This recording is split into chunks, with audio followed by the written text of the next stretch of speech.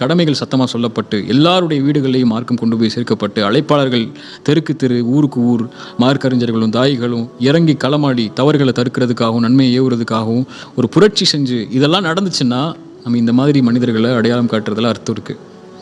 அது இல்லை மார்க்கம்னு சொல்கிறது. ஆனால் இங்கே எதுவுமே நடக்கலை. மார்க்க கல்வி எங்கே கொடுக்கப்படுது? மார்க்கத்தை நன்மையை தீமை தடுக்கக்கூடிய பணி யார் செய்கிறா இன்றைக்கி? எங்கே அழைப்பு பணியில் வந்து வேகம் இருக்குது? எங்கே நன்மையை ஏவுறதுல வேகம் இருக்குது? கல்வியை கொடுக்குறதுல வேகம் இருக்குது? தெளிவை கொடுக்குறதுல வேகம் இருக்குது? எதுவுமே இல்லையே. அப்போ அப்படி தான் ஒரு ஜென்ரேஷன் இருக்கும். இப்போ மாற்றம்ங்கிறது அங்கே இல்லை, அவர்கள் மூலியமாக மாற்றம் இல்லை. பாத்தில் என்றைக்குமே மேலே தான் இருக்கும். அதை ஹக்கை கொண்டு போர்த்துறதுக்கு உள்ள வழிகளை ஒரு சமூகம் செய்யணும்ல. கண்டிப்பாக அதை செய்யணும். அதுதான் மெயின். நமக்கு தனிப்பட்ட முறையில் இந்த மாதிரி தவறுகளை செய்யக்கூடியவங்களை அழைத்து அவங்களுக்கு மார்க்கத்தை கண்ணியமான முறையில் சொல்லி கொடுத்தா ஏற்றுக்கொள்வாங்க. நம்மளே சத்தமாக எதிர்த்தோம்னா அது அவங்களுக்கு எதிர்ப்பை தான் கொடுக்குமே தவிர வழிகாட்டுறதுக்கு உதவி செய்யாது.